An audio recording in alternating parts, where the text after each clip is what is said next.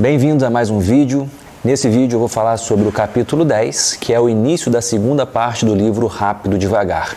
E esse capítulo, na verdade, essa parte fala das heurísticas e vieses. E o capítulo é a lei dos pequenos números. O que esse capítulo traz? Traz um pouco sobre a nossa dificuldade ou a nossa inabilidade em trabalhar com dados estatísticos de forma realística ou que nos traga algum benefício para o dia a dia. Poucas as pessoas têm essa capacidade de pegar uma informação, uma tendência e colocar aquilo como uma informação realmente útil. A gente tem uma certa habilidade, vamos assim dizer, de colocar essa informação de forma muito distorcida. Um exemplo que eu vou trazer para vocês. Na minha rua, eu tenho 2 vizinhos no mesmo quarteirão, assim, menos de um quarteirão, talvez, considerando as 6 casas que eu tenho ao redor, tanto do meu lado da rua quanto do outro lado da rua. Se eu for considerar esses vizinhos, eu e mais 2 vizinhos somos carecas. Então, se eu olho para essa estatística, eu olho para essa realidade, eu tenho um percentual ali nas 6 casas ao redor de 50% de homens carecas morando naquelas casas daquela rua. Qual é a tendência que nós temos no dia a dia? Buscar uma causa, uma relação entre esse fato. E aí, começa a se buscar algumas explicações que podem ser que não existam. Então, qual é a causa de ter 3 homens carecas morando tão próximo? Será que existe alguma questão com a água do local? Será que existe alguma possível correlação de alimentação, de exposição ao sol ou qualquer que seja a justificativa? A nossa tendência é querer achar uma causa, uma justificativa para algo que muitas vezes não tem.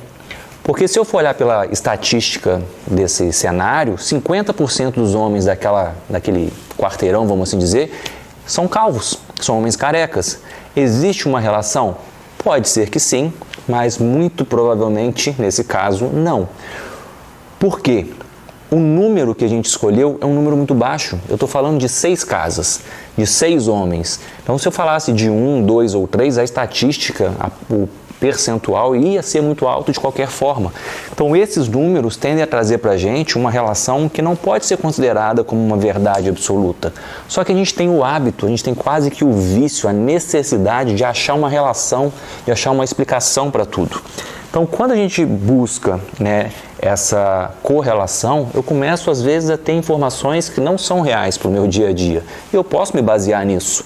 Então, isso funciona quando eu falo de opiniões políticas, quando eu falo de pessoas que torcem para um time, quando eu tenho pensamentos preconceituosos, racistas, de que determinados grupos têm uma tendência de comportamento ou outros não têm, porque eu posso estar analisando um número muito baixo.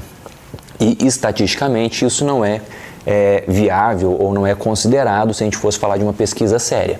Então, no dia a dia, isso acaba nos conflitando e nos trazendo informações que não são tão confiáveis. E aí você pode pensar, mas então isso tudo depende da fonte, de onde vem a informação? Deveria. Mas lembra que eu falei em alguns vídeos anteriores, e se você não lembra, recomendo que você assista outros vídeos, que existe uma expressão dentro da neurociência que é o que eu vejo é tudo que há. Baseado nessa expressão do o que eu vejo é tudo que há, ou seja, a facilidade que eu tenho de enxergar aquelas informações, eu não consigo pensar muito fora da minha realidade, isso me traz uma tendência a acreditar que aquela fonte ela é verdadeira.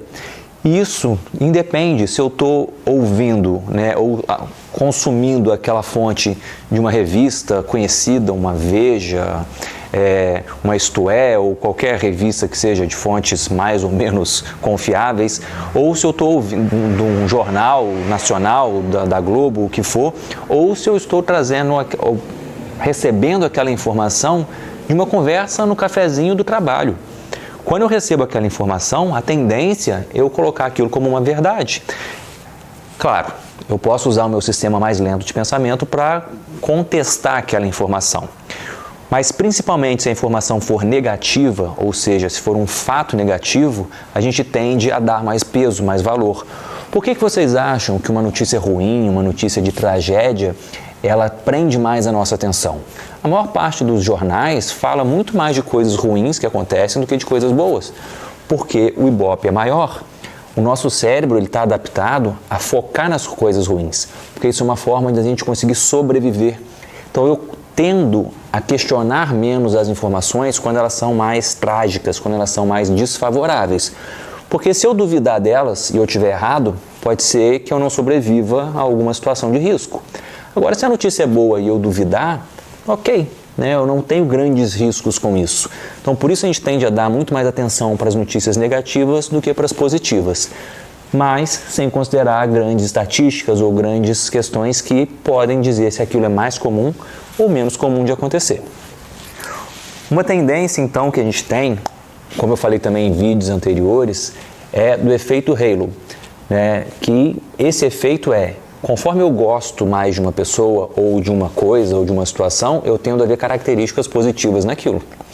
Conforme eu gosto menos ou eu não tenho familiaridade, uma pessoa que eu tenho uma antipatia, eu tendo a ver informações negativas. Então, quando eu estou olhando para isso, né, baseado a informações estatísticas, eu tenho uma influência desse pensamento. Se eu tenho uma estatística que favorece aquilo que eu já penso sobre a pessoa ou sobre a situação, eu tendo a dar um peso maior de veracidade. Se aquela informação é negativa sobre alguém que eu já não gosto ou sobre uma situação que eu não gosto, a tendência é eu confirmar ou até alimentar isso. E quer ver o quanto a nossa cabeça ela tende a ser tendenciosa quando a gente fala dessa questão de pequenos números e que a gente não consegue ter uma reflexão tão clara sobre as coisas? Vamos pensar numa seguinte situação. Porque a nossa mente, o sistema rápido de pensar, o sistema 1, ele é uma máquina de tirar conclusões precipitadas. E aí vamos pensar então na seguinte situação. Uma maternidade, na qual nasceram 6 crianças, nasceram 6 bebês. Vamos pensar, me digam qual é a situação que vocês acham mais provável de acontecer. Desses 6 nascimentos, nascer menino, menino, menino, menina, menina e menina, situação 1, ou nascer menina, menina, menina, menina, menina e menina, 6 meninas consequentemente, ou nascer menino, menina, menina, menino, menina e menino. Dessas 3 situações, qual delas você acha que é mais provável de acontecer? Qual tem uma maior estatística, uma chance de ser realidade? O nascimento de 6 meninas em sequência, ou o nascimento aleatório, ou 3 e 3? Muito provavelmente você está pensando que nascer mais alternado é o que mais tende a acontecer, menino, menina. Só que se a gente parar para pensar estatisticamente, o nascimento de um menino ou de uma criança, ele não tem nenhum poder de influência sobre o próximo nascimento. Então, todas as situações que eu coloquei para vocês, elas são igualmente potenciais de acontecer. Elas têm a mesma probabilidade. Ter nascido um menino não tem influência nenhuma no próximo parto, se vai ser menino ou se vai ser menina. Então, estatisticamente, nascer 6 meninas ou nascer menino, menina, menino, menina, tem a mesma probabilidade, tá? Por mais que sejam situações que a gente tende a achar menos comuns, mas é só uma percepção que a gente tem. Então, quando a gente fala de pequenos números, né, isso acaba trazendo para a gente uma possibilidade de enxergar as coisas de uma forma distorcida. E aí, a gente tem, de forma intuitiva, a buscar uma classificação, buscar uma referência, tentar achar uma justificativa. Só que o mundo, ele não sempre é tão sistemático. A gente pode ter situações muito aleatórias que acontecem. Então a gente precisa entender que toda vez que eu tento classificar as coisas de uma forma muito rígida, eu tenho uma tendência ao erro. Então a gente deve considerar no dia a dia que algumas situações são simplesmente por sorte ou azar ou por aleatoriedade, sem ter necessariamente uma consequência ou uma causa que justifique tudo e qualquer situação.